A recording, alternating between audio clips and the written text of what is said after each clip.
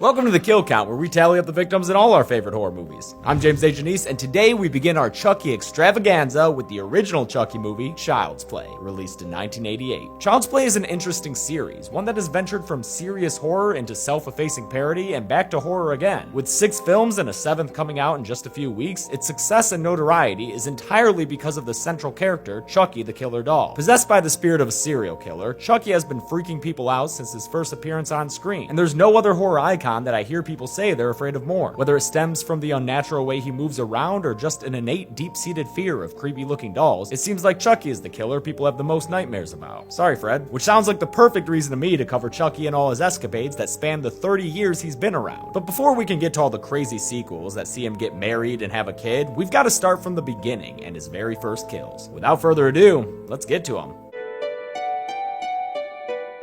The movie begins with a foot chase. Detective Mike Norris is in pursuit of Charles Lee Ray, a guy with the most serial killer name imaginable. Norris gets a shot in on Ray, scaring his partner Eddie Caputo enough to drive off in the getaway van, leaving Ray behind. Help me! Eddie, don't leave me, God no! Ray ducks into a toy store where the title card pops up over a display of good guy dolls. Ray's not very good at this whole escape thing though, because Norris lands another shot on him. After stumbling around looking like a drunk Tommy Wiseau impersonator, he realizes he's going to die soon, so he makes a theatrical threat to Detective Norris. I'm gonna get you, and I'm gonna get Eddie, no matter what! Then he grabs a good guy doll and gets to work with a crazy archaic chant. I only included a clip of the chant because after working on this series so much, I've been saying Ade Due Dambala in my sleep, and if Chelsea has to suffer through hearing that shit, then so do you. A bunch of ominous thunderclouds roll in overhead, and one lightning strike later, the entire toy store blows up from the inside out, leaving the place looking like Santa's workshop after one of the elves had an accident cooking meth. The only thing left for Norris to find is Ray's dead body lying next to a good guy doll. Obviously, Ray has transferred his soul into it, but I'm still gonna throw Charles Lee Ray up on the kill count as the movie's first victim, because, you know, he shuffled off his mortal coil or whatever. Now it's time to meet our adorable little hero of the film, Andy Barclay. He's making a breakfast of sugar with sugar, but he's allowed to because it's his damn birthday, and there's nothing he wants more for it than an animatronic good guy doll, as hawked to him by this terrifying mascot good guy who I just need to see someone cosplay as at the next Monsterpalooza. Don't let me down, people. But when he opens the big box for him from his mom Karen, it's just a bunch of dumb clothes inside. Quit your whining, kid. A good guy doll won't keep you warm through a Chicago winter. And besides, the damn things cost $100. Way too much for this working class single mother. But at work, Karen is presented with a solution when her pink lady friend Maggie tells her about a sweet clearance sale going on in the alleyway. She goes out back and buys one of these giant life-size dolls for only $30 from a very charming street peddler. How do we know the damn thing isn't stolen, huh? Steal this! When she gets back inside, her stuffy boss tells her she has to work late that night, so Maggie agrees to watch Andy. Karen's able to stop home first and give Andy his street doll, and the two little boys take an immediate liking to each other. Hi, I'm Andy. Hi, I'm Chucky, and I'm your friend to the end. Heidi-ho. Things couldn't be better for Andy, who gets to teach his new friend all sorts of things. See?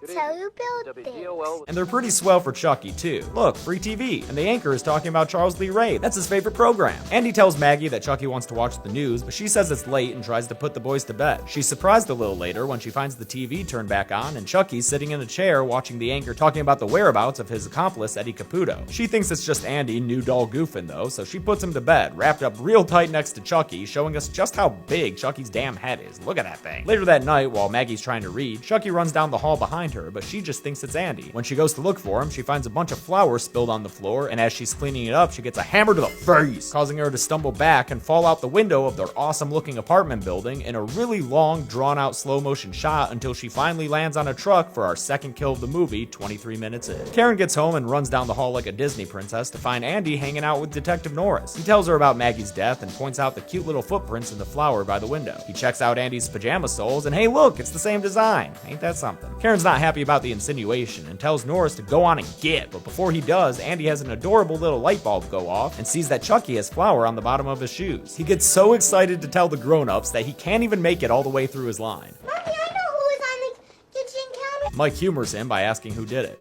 Chucky. And as adorable as that answer is, Mike and Karen don't believe him because, you know, they're not insane people. Andy might be though, because Karen finds him sitting on the floor and talking to Chucky. Apparently, Chucky's been sharing secrets with Andy. His real name is Charles Lee Ray. Oh, the name almost loses its assassin-like qualities when that cute kid says it. No way to make this next line sound innocent though. He said Aunt Maggie was a real bitch and got what she deserved. Haha, whoa kid, Aunt Maggie was your mom's best friend. Maybe cool with the salt there. The next day, Andy takes Chucky to school, and it looks like a bunch of other kids are bringing their good guys to class too. I hope the school has extra seats for all these giant-ass dolls, man. Turns out they won't need one for Chucky though, because Andy shows how ex-core he is by ditching school and riding a train all by himself. He's directed by Chucky to a much more unsavory part of town, the part of town where old furniture sits outside just waiting for a doll to make use of it. Andy picks up the lay of the land real quick when he goes to take a piss behind the heap of garbage on the street. While he's occupied, Chucky disappears and runs to the house that he knows Eddie Caputo is hiding out in. While Eddie is fast asleep in the rat sanctuary he calls home, Chucky opens up the oven and blows out the pilot light, then cranks the gas up. Eddie wakes up and is suspicious of the noises he hears, so he takes his itchy trigger finger and slinks around the house before popping into the kitchen and firing his gun, starting a huge explosion that engulfs the entire house and incinerates Eddie Caputo for the third kill of the movie. At least no one has to pay for a funeral since he's getting buried in that collapsing building. And also because he's probably an estranged felon with no family to speak of.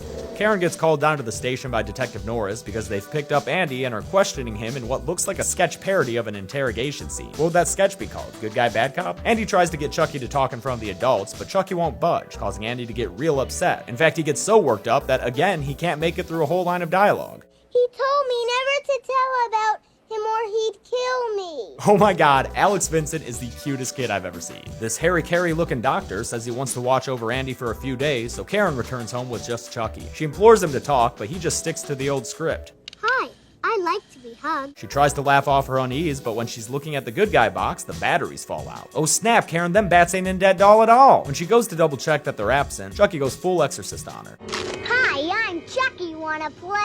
But it's not until she lights a fire and threatens to toss him inside that Chucky finally reveals himself to her in the audience. You stupid bitch, you filthy slut! Did you fuck with me? He bites her arm before she manages to fend off his attack. Then he runs away and takes the elevator down to escape her. So now Chucky's on the loose. Karen tracks down Norris to tell him that Andy's not lying, but not even the bite mark will convince Detective Norris that she's not a crazy lady. Not to be deterred, she takes off on her own and heads back down to Peddler Pete's Doll Emporium to question him on where Chucky came from. But all he's interested in is committing sexual assault. Luckily, Norris shows up to brandish his gun around like he's Dirty Harry or something and save Karen from the peddler. Some rough handling gets the peddler to talk, and he says he found the doll in a burned down toy store. Oh shit, Norris, you know that place. Charles Lee Ray died there. Yeah, that's the one. After Norris drops Karen off at home, Chucky surprises him from the backseat of the car by choking him with some jumper cables. Norris drives through the streets like it's Crazy Taxi until he's able to grab his cigarette lighter and stab Chucky in the face with it. Chucky don't give up that easily though, so he starts stabbing at Norris with a butcher knife, even almost getting him in the baby maker, then presses the pedal to the metal until Norris flips the car over and crashes it. Chucky misses a stab and runs away, taunting that Norris can't hurt him, but when Mike finally does land a shot, it actually does throw Chucky back and hurt him. So Chucky goes to see John, his plainly named voodoo man who taught him all those creepy chants from the beginning. And this is the scene where we get full-on moving Chucky action. Most of it still looks great, although the talking doesn't always match up with the mouth. John tells Chucky that the doll is becoming his body, but when Chucky demands that John help him get out of this mess, John refuses. You're an abomination.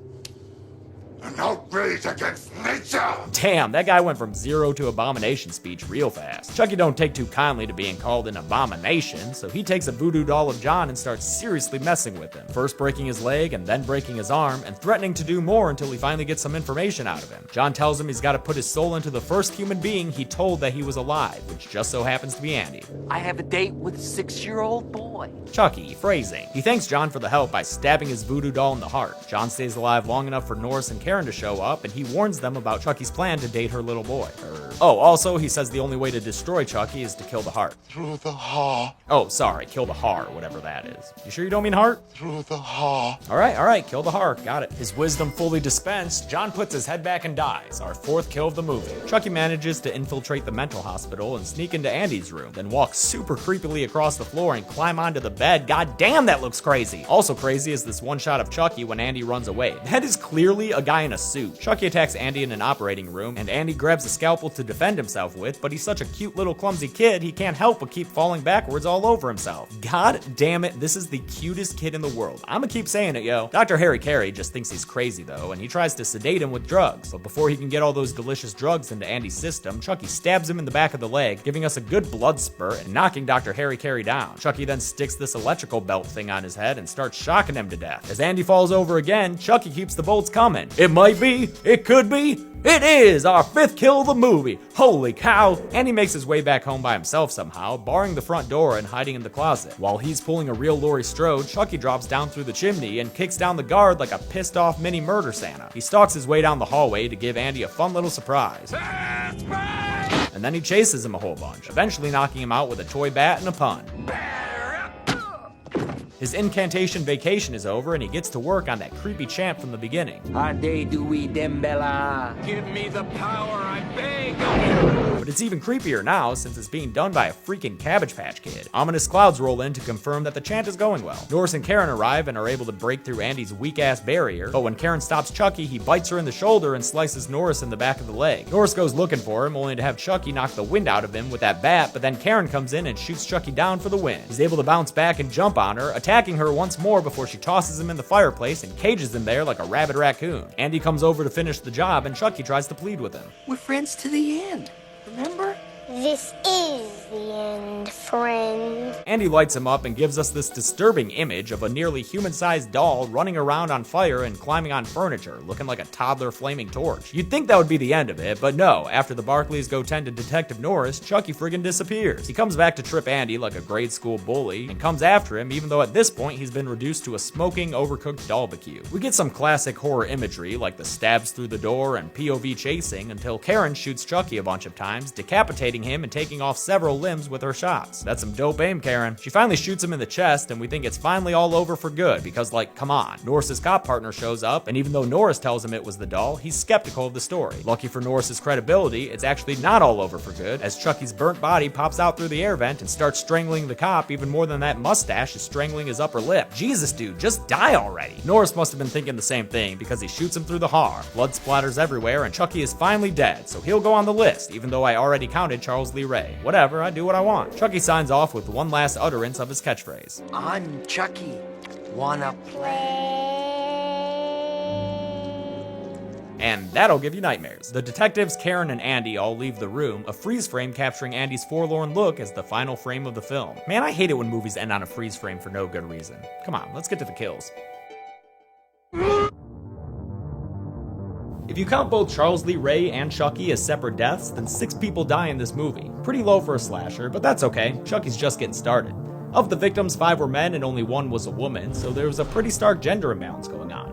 With a runtime of 87 minutes, we wound up with a kill on average every 14.5 minutes, and they were actually spaced apart pretty evenly. I'll give the golden chainsaw for coolest kill to Dr. Ardmore. All the kills were unique, but this one was the most gruesome, especially the shot with all that blood coming out of his eyes. Dull machete for lamest kill will go to Charles Lee Ray, who bled out to death after getting shot a couple of times. It's bullshit, he did not die well, he did not. Oh, hi Chucky. And that's it. Child's Play was released in 1988 and caused a bit of an uproar, with concerned parents of the conservative 80s outraged by the concept of a killer doll.